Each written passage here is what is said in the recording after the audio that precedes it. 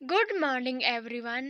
आज मैं भगवत गीता के द्वितीय अध्याय का सारांश बताने जा रही हूँ। सबसे पहले बात करते हैं भगवत गीता की।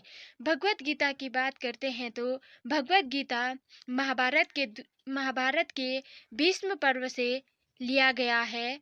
इसमें कुल भगवत गीता के द्वितीय अध्याय में कुल 72 श्लोक हैं।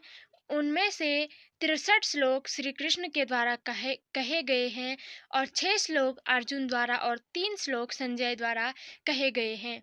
जब अर्जुन कुरुक्षेत्र में युद्ध करने के लिए जाता है तो अपने परिवारजनों को देखकर वह युद्ध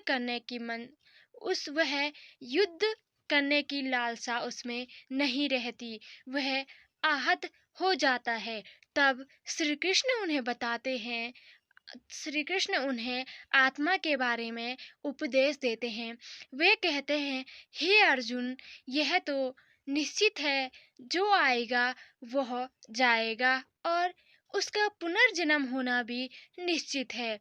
वे आत्मा की तुलना वस्त्रों से करते हैं। वे कहते हैं, जिस तरह मनुष्य पुराने वस्त्रों को बदलकर नए वस्त्र धारण करता है, उसी प्रकार आत्मा भी पुराने शरीर को छोड़कर नए शरीर में प्रवेश करती है। और वे बताते हैं कि आत्मा हमेशा अजर अमर रहती है और आत्मा को न शस्त्र काट सकता है और न वायु सोख सकती है और न पानी गीला कर सकता है और न ही आग आत्मा को जला सकती है। अर्थात यह आत्मा जो है यह अमर रहने वाली है। और अगर मनुष्य की मृत्यु हो गई है तो उसका पुनर्जन्म होना भी निश्चित है। दूसरा, श्री कृष्ण अर्जुन को निष्काम कर्म योग के बारे में बताते हैं। वे कहते हैं, निष्काम कर्म योग से आशय यह है कि जब व्यक्ति बिना फल की इच्छा किए बगैर कोई कार्य करता है तो वही कार्य निष्काम कर्मयोग कहलाता है। वे कहते हैं कि इंसान बिना फल के कार्य करे ऐसा हो नहीं सकता, पर इसके लिए जो इंसान या मनुष्य की जो आवश्यकता है उसके लिए मनुष्य कर्म करे, क्योंकि मनुष्य हर एक दिन कार्य करता है। पर वे कहते हैं कि जो व्यक्ति कार्यों में आसक्त होता है वह पाप और पुण्य के बीच के बंधन में नहीं बंधता। अर्थात वे कहते हैं कि मनुष्य को जो भी कार्य मनुष्य करता है, मनुष्य को यह सोचकर करना चाहिए कि यह कार्य करने के लिए परमात्मा ने उसे चुना है और मनुष्य तो इस कार्य को करने के लिए सिर्फ निमित्त मात्र है और यह कार्य परमात्मा की इच्छा से ही उसे करना है। अगर मनुष्य इस तरह से कोई कार्य करता है तो मनुष्य को पाप पुण्य के बंधन में मनुष्य नहीं पड़ता है।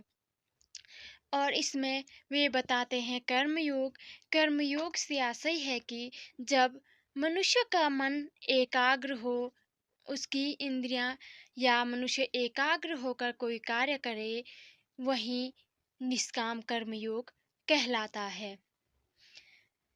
तीसरा, श्री कृष्ण बताते हैं स्थित प्रज्ञ।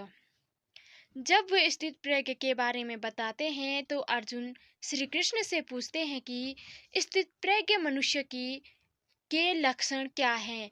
तब श्री कृष्ण बताते हैं कि जो स्थित प्रज्ञ मनुष्य होता है वह मनुष्य सुख में न ज़्यादा सुखी रहता है और न दुख में ज़्यादा दुखी रहता है। यानी वह सुख दुख जो दो पड़ाव हैं उसके बीच समन्वय या बराबर ही रहता है।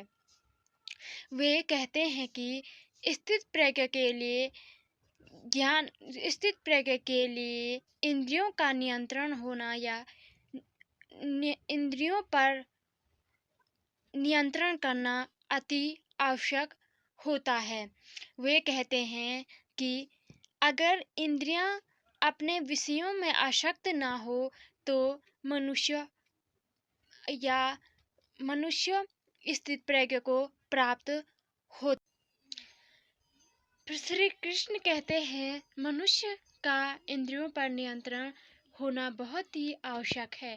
जिस व्यक्ति का अपने इंद्रियों पर नियंत्रण होता है वही व्यक्ति स्थित प्रज्ञ को प्राप्त होता है। वे स्थित प्रज्ञ या वे इंद्रियों पर नियंत्रण के लिए कछुए का उदाहरण देते हैं। वे कहते हैं जिस प्रकार कछुआ अपने सभी अंगों को अपने शरीर के अंदर समेट लेता है उसी प्रकार मनुष्य को अपने सभी इंद्रियों को अपने अंदर समेटना चाहिए।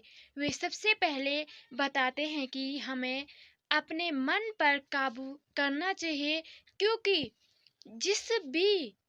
जिस भी लालसा में हमारा मन जाएगा हम वही कार्य करेंगे।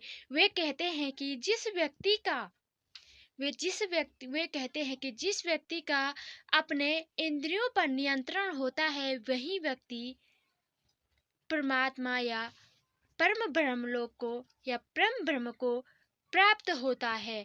और यही एक स्थिति प्रज्ञ मनुष्य की पहचान होती है या मनुष्य के लक्षण होते हैं। इस प्रकार से श्री कृष्ण अर्जुन को उपदेश देते हैं। यही भगवत गीता का सार था। धन्यवाद।